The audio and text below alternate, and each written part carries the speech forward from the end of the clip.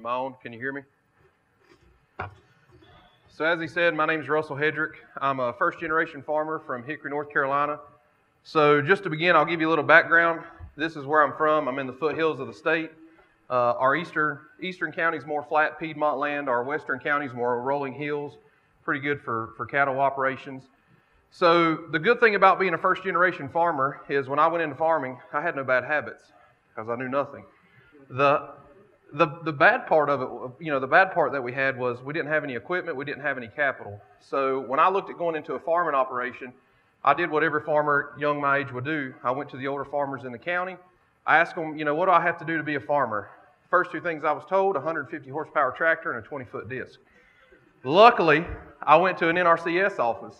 I met a guy named Lee Holcomb. He's a district conservationist. He's 32. He's my age. And when I told him about the disc, he told me I was a fool. So then he introduced me into cover crops. I heard about this crazy guy named Ray Arbachetta. And Nathan Lauder, John Pickler, Curtis First, some of the guys from my state had just made a video called Undercover Farmers. So as a person who had never planted a crop before, I watched this video, and just seeing these guys do that, it gave me the confidence to do that on my own farm. So we're going to talk a little bit about the journey. So what's the first thing that you have to do to have a systems approach to soil health? And if I step on your toes tonight, really ain't that sorry. Sometimes you need to hear it from the pulpit. Reduce physical disturbance. A turbo till is still a tillage tool. It destroys aggregation. It creates a hard pan about an inch deep or however you want to run it. Well, let's be honest. Most farmers that have turbo tills, they don't run the gang straight ahead like they're supposed to. They turn them like a disc, and after about 100 acres, they're even scalloped the blades like a disc. So let's talk about this. This is a picture of my neighbor's operation. As I said, we do have some rolling ground. Every year during Christmas, I like to send my neighbor a nice fruit basket because every year in the springtime when it starts raining, I'm getting free nutrients. So it's just not worth it. Don't take the time to do the tillage. I wondered if the guys were going to laugh or if the women were going to hit them first. Sometimes it may look better, but I promise you it's not worth doing. So this is a picture of the farm you just saw with the turbo till. Like I said, I'm getting free topsoil, I'm getting free nutrients. How many farmers in the room? I'm going to make you work tonight. Raise your hand. What's the most expensive thing that you pay for as an input? Nutrients. What is that nutrient? It's phosphorus. 80% of the phosphorus movement that we see in the United States is because of soil movement. How much soil do you think's moved right there? It's enough that I haven't applied fertilizer to my farm because of that right there for 3 years. My levels keep going up, not because of cover crops, but because of poor practices. So that brings me back to my grandpa, one of my most influential people in my life. He was a huge John Wayne fan. Life's hard. It's harder if you're stupid. Think about what you're doing before you do it on your operation. When I went into farming 5 years ago, I went to an older farmer and I said, how do you know if you're making money? I have a checking account, and at the end of the season, if there's more money in it, I knew I made money. If there's less money in it, and that blew my mind that you could go spend $50,000, $100,000. Some farmers are putting millions of dollars out there, and they have no idea what their input costs are, any of the other paperwork that needs to go along. So really think about what you're doing. So talking about cover crops, soil health, building a systems approach, it's just not for the large farmer. I heard some farmers on the elevator earlier that were talking about everything was related to corn and beans, and they wanted to hear some specialty crop stuff. So I'm going to tell you a little story. So I heard of this other guy named Dave Brandt, and I heard Dave Brandt had a chaos garden in Ohio. I said, well, if he can do it, I can. So this is our church garden. It started at about 1/2 of an acre. We do about 5 acres now. This last season, we gave about 19,000 pounds of produce to our church kitchen. But if you look at that, it's nothing too hard. The church didn't want chemicals. They didn't want fertilizers put on it. So we simply rolled the cover crop down with some tires, went to Lowe's, got a black plastic tarp, put it over it for about 10 days, and it terminated the cover crop. So if you're in an organic situation, tarps are an option, crimping's an option. There's a lot of different ways to use this in a specialty situation. So how do you measure success? That was another thing that baffled me. When I went and talked to farmers, they would say that they put on X number of units of nitrogen because they knew that's what they needed. They never did any checks on their farm. So we started doing check strips right out the gate. And you can see on either side, we've got a beautiful cover crop. This is about March the 5th during our climate. You can see we've got a beautiful patch of henbit, purple dead nettle, all the good things that farmers have to spray a lot of chemicals to kill come springtime.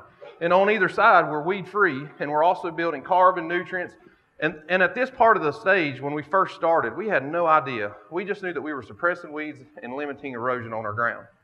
So this is how we do it. When we look at a check strip, that crop right there of soybeans has been planted with no herbicides at all. This is what it looks like whenever we're planting.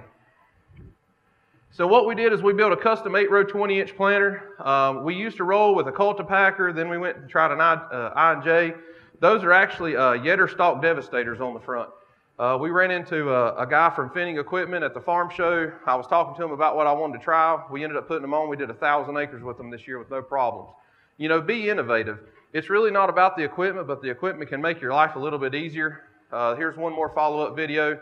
You can just kind of see we're planting into anywhere between 8,000 to 10,000 pounds of biomass now. If you've never done that, the first time you do it, you'll definitely have some headache. You know, and anxiety. I mean, the first year that we did it, my DC came out and he saw that stuff was about 6-7 inches deep. And he said, "All right, I'll see you later." And I said, "Heck no, you got me in this mess. You're going to stay here." Adam Daughtery, y'all heard him earlier. He makes fun of me for my road cleaners, but I'm going to tell you now, that's like a little child having a blanket. That just makes me feel better in the cab of that tractor. I don't think they're necessarily, they're a must-to-have now, but one of the things that we're also doing is we are running about 2 to 2.5 gallons of in-furrow fertilizer with that carbon load that we're putting in those fields before that nutrient cycling gets starting. That's really helping that crop really get started up and get headed in the right direction. But as you can see, you know, as that thing pans across, you can see that we don't have any bare ground. We want coverage 365 days a year. So this is what those beans look like with no herbicides on them. They're whistle clean. We started working with the university. We started checking weed pressure. And what we found out is the cover crops are actually using up a lot of the nitrate nitrogen that was in the soil system. And by tying those nitrates up, we weren't getting mare's tail, we weren't getting pigweeds, we weren't getting those spring flushes like we were used to. So, Ray Arbachetta comes out to the farm on August, and we go out there in that field that still had no post herbicides on it. I mean, it's still clean. You pulled that canopy back, you still didn't find anything. Now, I'm going to blow your mind here. There's a farmer that had 30 acres that was leased in my neck of the woods. He walked away from the farm because of resistant pigweed, and then they started getting resistant mare's tail, and they couldn't grow a crop. We went into a healthy soil system for 2 years. We went and hand-picked pigweeds. We picked 6 pigweeds out of that 30-acre field after 2 years in a healthy soil system. We've actually changed the whole dynamics of that field by reducing the weed pressure, by not allowing them to germinate, and then 2, when they do germinate, we were finding pigweeds that were 2 and 3 feet long that were actually growing in the direction of that cereal rye, the way that it was crimped and rolled, and it never had enough energy to actually break up through. So we were actually lowering the seed bank by having those germinate in that canopy underneath. So we're going to talk about a friend of mine. This is Zeb Winslow. He's actually here. I'll point him out here in a minute. So I met Zeb at a soil health meeting several years ago, and we're kind of 2 farmers from 2 different worlds. I have red dirt and he has sand. He was originally strip tilling. I think most of his operation is now converted to no-till. And Zeb and me really bounce a lot of ideas off each other, so I wanted to share you a little bit about his operation because I know there may be a few strip tillers here today, and we're going to try to wean you off of that addiction. So, strip till versus no-till. You know, is there a benefit? What's the cost analysis? Well, let's just talk about fuel consumption alone. So when Zeb was out there doing it this last year, the picture on the left that you see is the fuel consumption for strip till, and on the right it's for no-till. We're burning almost 11 gallons an hour to go out there and strip till with an 8-row strip till rig. And on the opposite side, we're below 2 gallons an hour. So that means every 10-hour day on his farm, he's saving about $250. Well, let's just look at that fuel savings alone. We're going to talk about yield. So Zeb has a yield monitor. On the right-hand side, you can see that we were in no-till. On the left-hand side, we had strip till. Same fertility, same field. We were almost 13 bushels better with no-till than we were with strip till. How does that happen? You know, you wouldn't think that. You would think going out there with strip till, we're going to alleviate compaction. Well, after a while, after cover crops, we're getting so many roots in his system that we're not seeing those compaction layers. Another thing to know is we were talking about earlier that this year they were seeing similar results, that strip till and no-till were yielding just about the same. With the fuel savings and everything else, he's not paying the maintenance and wear and tear. So if you don't believe Zeb's story, I'm going to talk to you about one of my mentors. This is Ray and Sarah Stiers. Ray Archuleta introduced me to them about the 2nd year I was farming. I'll say that Ray is probably one of the most salt of the earth people you'll ever meet. He's kind, he's generous. and he's taught me a lot of lessons. So Ray had some health issues one year, and he called me up. I really wasn't farming that many acres then. He said, will you come help me plant my crop? I said, sure thing. So this is the 1974 Alice Chambers plate planter, and there's some farmers in here that are seasoned enough to know what this is. See how I was nice about that? Well, myself, I didn't know anything about plate planters. I'm a first-generation farmer. I was told that everything had to be precise placement, E-drive, V-sets, all these other tools that we're using, and Ray has that. And I had to get a tetanus shot to ride on it. So I stayed up for a whole day just researching about plate planters and putting talc in them and all these things, because when I went there, I didn't want his crop to be bad because of my fault. So I'm actually riding on here with Ray. I kept his box cleaned up all day for him and filled up. And I'm riding on his planter, and I want y'all to look at the top row unit up there. The down pressure spring's broke. Then I want you to look at the bottom row unit, and it's broke. And if you can see the other two, they'd be broke. So I turned up to the tractor, and I said, Ray, he said, yeah. I said, did you know your down pressure springs were broke? He said, yeah. I said, when did that happen? He said, sometime back in the 80s. I just spent $35,000 on a planter that you could literally send a man to the moon on. This guy's got something that you get a tetanus shot to run in the springtime, and he's making 150 bushel corn year in and year out. He hasn't used synthetic fertilizers in 20 years. His sons are now starting to take over that operation. I mean, to me, that is a legacy that man has proven that everything you've heard so far at this conference can and will work. So, the disclaimer is, side effects of healthy soils may vary. This is Archuleta. He went out there to Steyer's farm. It's just some pretty big stuff. So let's get down to the nitty-gritty data. Everybody wants to hear about the data. For me, it doesn't matter anymore. I know these systems work, but for y'all, I would like to present to y'all the research that we do on our farm. So we actually started working with a company based out of North Carolina, and this company makes a soil probe, and it actually goes in the ground 48 inches, and we measure electric conductivity for nutrient movement. We're doing temperature, we're doing water infiltration, we're doing rainfall events. Everything this sensor shows is a way for us to manage our farm. So what we wanted to do is see, does cover crops pay versus no cover crops? So these are the two sensors sitting out in the field, and this is what it looks like whenever I look it up online. So what I want you to understand is it's very easy. On the right is the cover crop, on the left is no cover crop. All right, on the right-hand side, it got the same amount of rain as the left, but the rain made it down to 40 inches. You can see that it's green down to 40 inches. That means that water actually infiltrated in the ground. It was put in that piggy bank, and it was available to my crop because in North Carolina, we're 10 days away from a drought. That's the way it works. On the left-hand side, you can see the same amount of rain, but it only went down to 20 inches. How did that happen? Well, we have a natural hard pan at about 18 to 24 inches, and we're actually busting that hard pan up with a live living root at that 2-foot mark, and that's allowing that water to go deeper, roots to go deeper. We're pulling up more nutrients, and we're becoming better farmers. So how healthy is your corn? There's a lot of corn growers here, but how many of you have ever done this right here? This right here gets me going. That's just a set of corn roots, but what's that stuff hanging off the end? That's actually sugars, carbohydrates. Those are chemical signals coming from that corn plant, feeding the biology in the ground sugars and telling them, I need these nutrients. And then the biology in the ground gets excited around that corn plant and starts releasing those nutrients. So to me, those are the things that we look for. Another thing that we're looking for are predators. There's farmers that farm right next door to me that have been spraying bifenthrin and other chemicals for kudzu bugs, for stink bugs, and other issues that we're facing as farmers because they're in the monoculture system. We're breaking these cycles up. We're going from cool season grasses to maybe a warm season broadleaf, and we're never putting the same crop back to back. So how do you know if they pay or not? Simply looking.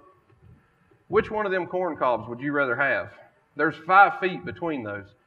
That's the difference between corn being stressed on the left because our ground was bare and our temperatures got about 100 to 105 degrees in the soil, and the one on the right was in a 7-way blend and had 100 units less nitrogen.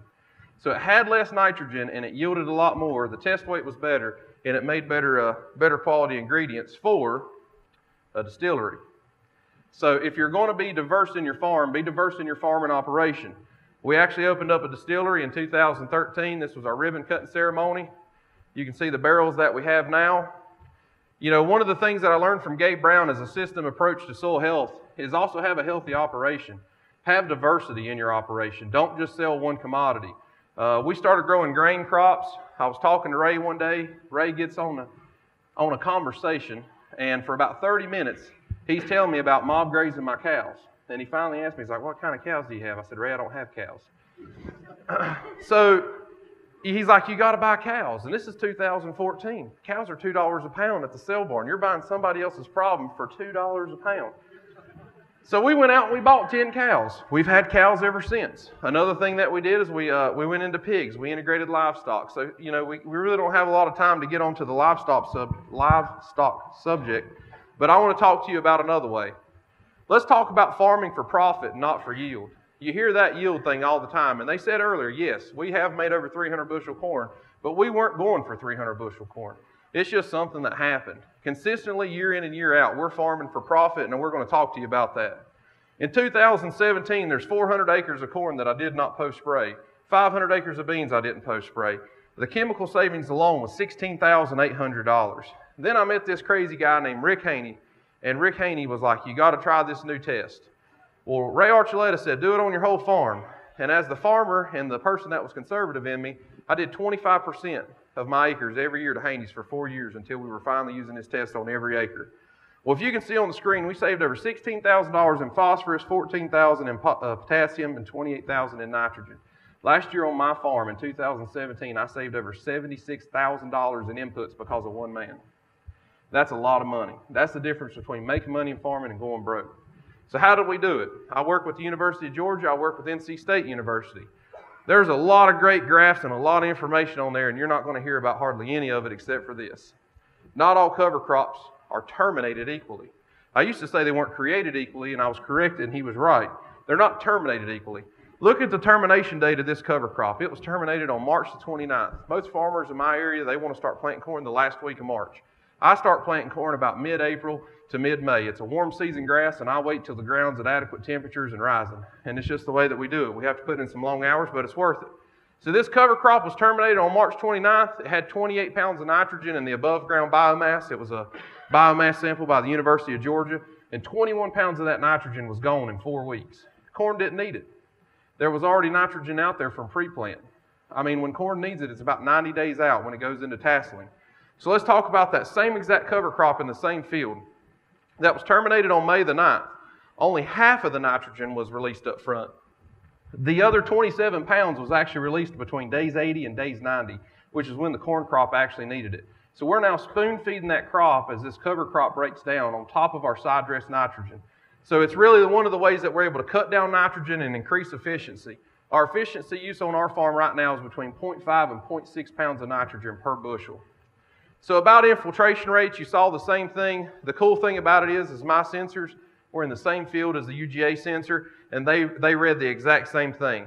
So let's talk about what North Carolina State University saw. So if you look on the left-hand side, there was 0 nitrogen applied to some of our crop, and it still made between 90 and 175 bushels of corn. How do you make 175 bushels of corn with 0 nitrogen applied? It's the biology in the ground. It's what you heard Adam talk about earlier, is we have a big warehouse and we have a lot of workers that are mineralizing these nutrients. So what you would think is if you looked at this line right here going from one side to the other, well, if we apply 150 units of nitrogen, we'll make 150 bushels of corn. Is it really worth it? If you're going to farm for profit, is it worth adding that nitrogen? But wait a minute. Only 50% of the time, if you look at it, did you actually see any response to that nitrogen. If you look at 50 pounds, you only saw a response 25% of the time to apply nitrogen. Our ground is up to about 4 to 5% organic matter, which doesn't mean anything to a lot of people, but listen to this. There's about 20 pounds of nitrogen in every percent organic matter. And sometimes there's more than that if you have a healthy soil system. My soil system is churning so fast that every year we're having to up the small grain rate in our cover crop because of the residues breaking down before harvest. And we're trying to keep that ground maintained in the cover the entire year. So then we started pulling soil samples. Let's see a show of hands. I'm going to make you work a little bit since you got a good dinner in you. How many people in this room soil sample at 6 inches deep? 4 to 6 inches. Exactly. All right. How many of you farm in flower pots? Nobody. Why aren't we sampling deeper? If you look at these soil samples are just down to 12 inches. Well, if you sampled in just the top 6 inches, it shows only 103 pounds. But yet if you go down to 12 inches, it shows a cumulative over 200 pounds of potassium in the soil. So if you took a recommendation from a lab, you would be applying fertilizer for that when you truly didn't need it.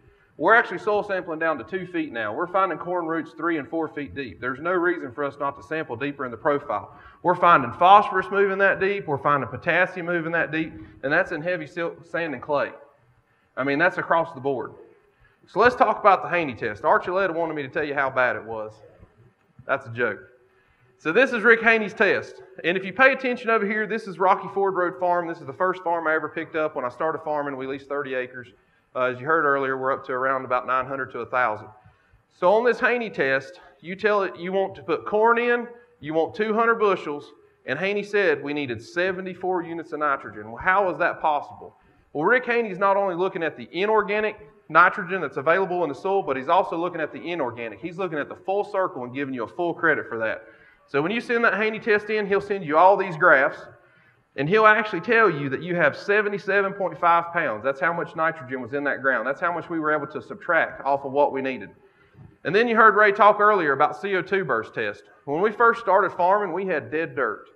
We had some ground that had been tilled for 20, 30 years. It was very barren.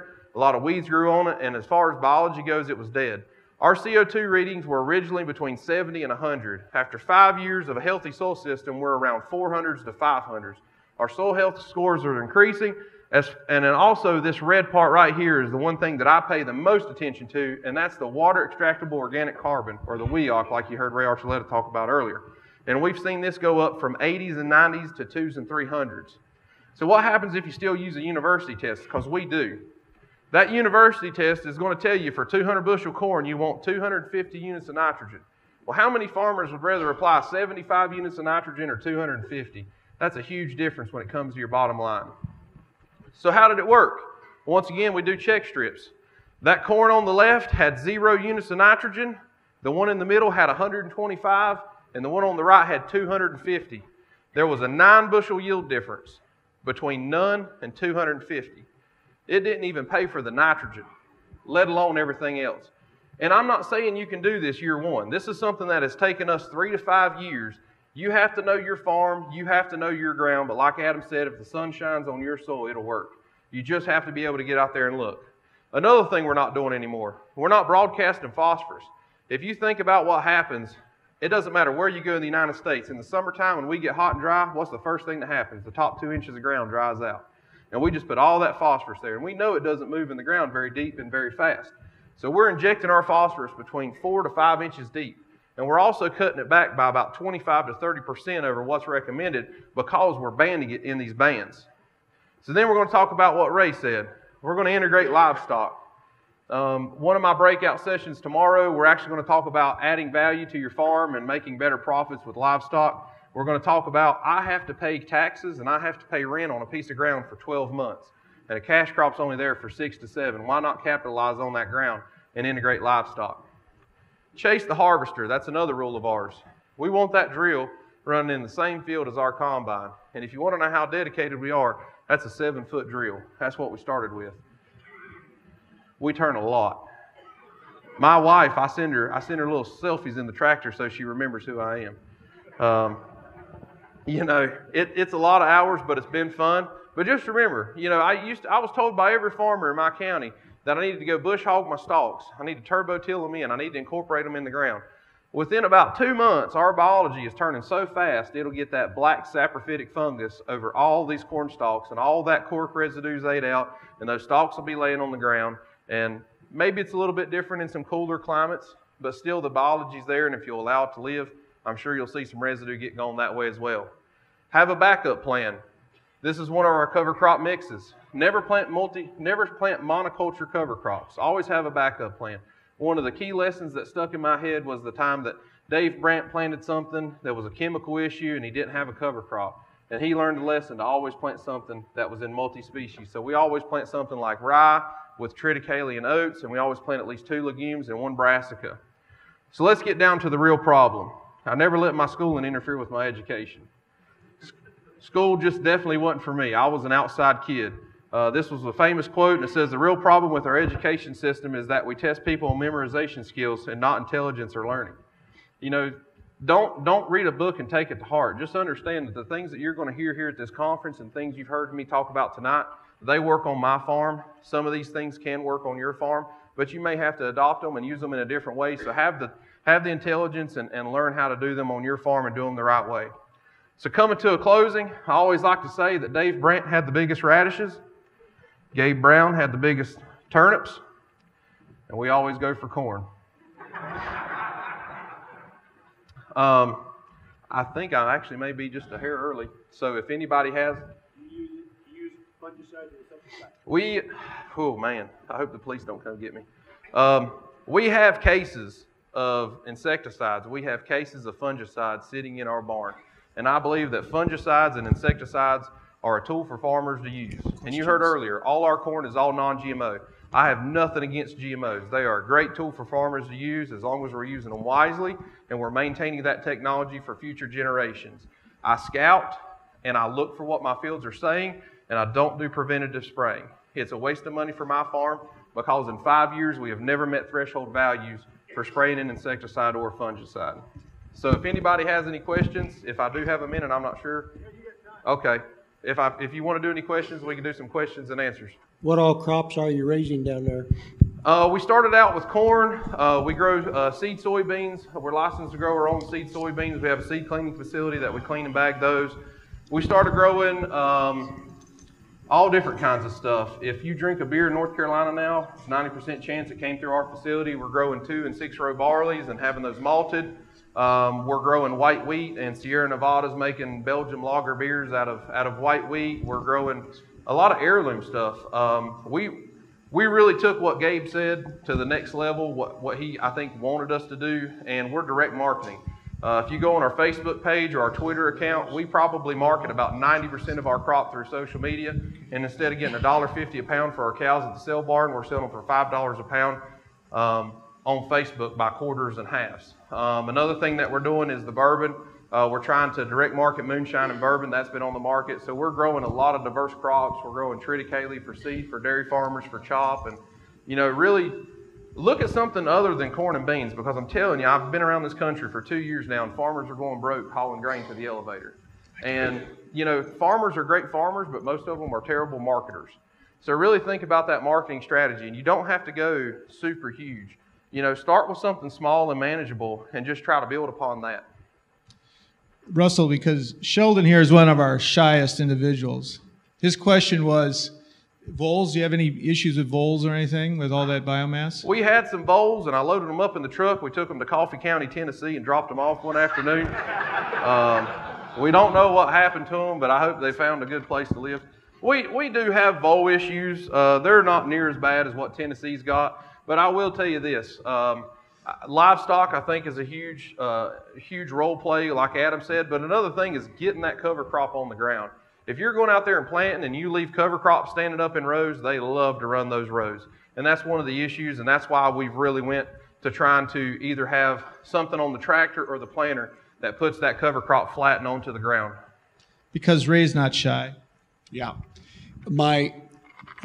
You recently did some research with Clemson State, NC State, didn't you, on nitrogen? We did.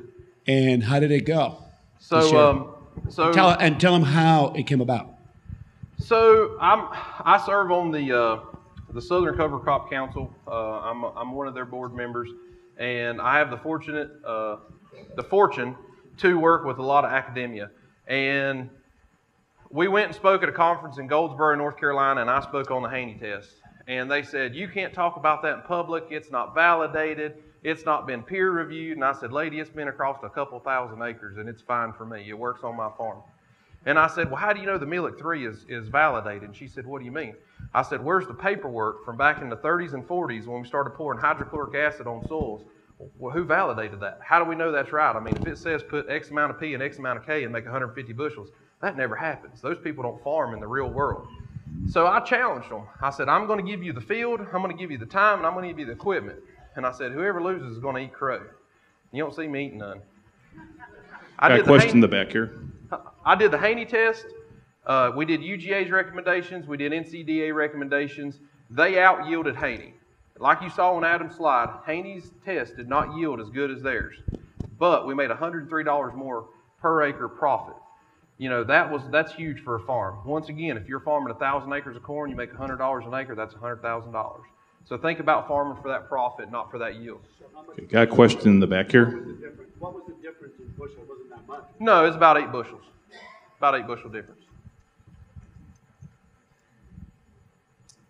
We have several hundred sheep and cattle at home. Do you graze your cover crops before you go in and plant? Yes. So we don't have enough animals to graze every acre that we have. So every year we try to rotate to different properties. Typically, a rotation schedule for us is we actually graze our cattle, and then we graze our sheep, and then we come back and we do pasture pork, Berkshire pigs. I will say we recently just sold our sheep herd. We had Katahdin hair sheep, and one thing that I learned is if the wind blows, they die. And after that, and foot rot and fly strike, and really trying to hone in on our other parts of our operation, we didn't have time to manage it. But yes, we do try to graze. Just remember, if you're going to graze in a field, have a sacrifice area. You know, if there comes a huge torrential downpour or rain, have a place to stick them. You know you're probably going to have to do some kind of tillage or leveling to clean up where they've been, but at least they're not tearing up your whole farm, so that's just one thing that we've learned. Bill? Check. Okay, so one thing I was wondering, right here, what I was wondering is you can't just roll it over, right? You have to, your cover crop, you still have to terminate it, eh? Yes, we're still spraying a chemical and terminating. One thing that we noticed this year is the roller that we're using on the planter, that Devastator had some rebar that went across the rollers, and that was actually crimping and doing a really nice job. That actually terminated everything except for the hairy vetch. We had some small patches. I don't know why it didn't terminate at all, but it really wasn't even a concern. But we're still using herbicides. So when we're going into non-GMO corn, we'll plant like this, and it used to be we would spray beforehand, and if it would rain, you know, your chemicals are getting washed out, you're losing that residual time. So after we get done planting, like you saw in the video, we'll come back, we burn down with like a quarter gramoxone, quart to a quart and a half of atrazine and simazine, and that's our entire chemical program on non-GMO. Unless we were to have like a grass escape, we can come back in with like Steadfast Q, Ascent Q, or Realm Q, something like that for a cleanup if it had to be done. Those voles have kind of wore their welcome out in Coffee County. When you leave this conference, would you mind to head south about 3 more hours and take them on back where you brought them from? Oh. I don't know if there's a question in there. Yeah.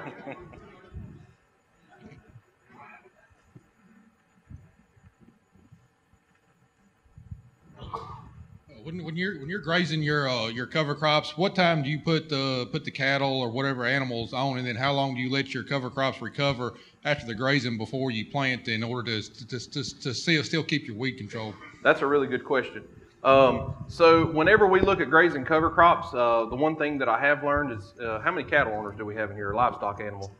All right, just keep your hand up. How many people in here overgraze? Everybody. That's one of the things that I learned the fastest. If you're overgrazing these cover crops, they'll prune that root system and you're losing a tremendous amount of energy. So what we typically like to do is we like to see that cover crop get about 12 to 24 inches before we even think to put them on there. Normally our typical rotation, we do have a couple perennial pastures with fescue. We'll actually stockpile fescue while they're grazing on summer cover crop. We'll move them from summer cover crop onto a fescue field at the fall of the year while we're establishing those cool season cover crops in our row crop acres. And then once that gets established, we'll rotate them there. So our animals are constantly on the move. And that's one of the reasons we don't have a huge herd, but we're slowly building it up. But I definitely like to see 12 to 24 inches. And just remember this great rule: the ground gets half and the cow gets half.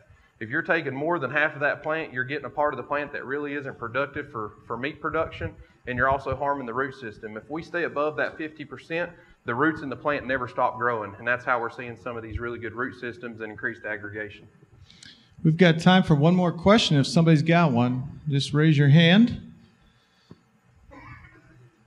Oh, Sheldon's got one here quick. How much, you're doing cereal rye? Is that what you were rolling down? So my favorite cover crop mix is one that my DC came up with. It was called the Holcomb Blend.